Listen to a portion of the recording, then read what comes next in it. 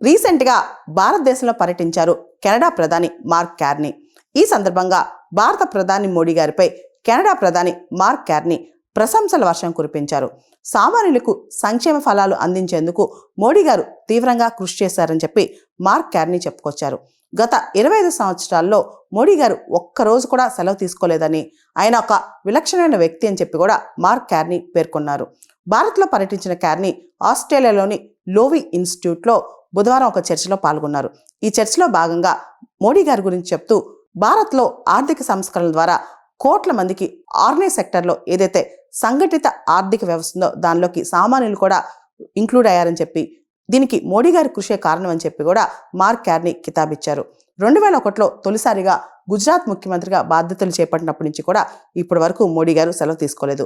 25 సంవత్సరాల నుంచి ఒక్కరోజు కూడా లీవ్ పెట్టకుండా మోడీ గారు దేశం కోసం పనిచేస్తూనే ఉన్నారు. ప్రతి వారాంతరం అంటే ఎవ్రీ వీకెండ్ ఆయన ప్రచారానికి వెళ్తుంటారు. ఆయన ర్యాలీకి దాదాపు 2.5 lakhs 2.5 లక్షల మంది హాజరవుతుంటారని చెప్పి మార్క్ కార్నీ ఆస్ట్రేలియాలో చెప్పుకొచ్చారు.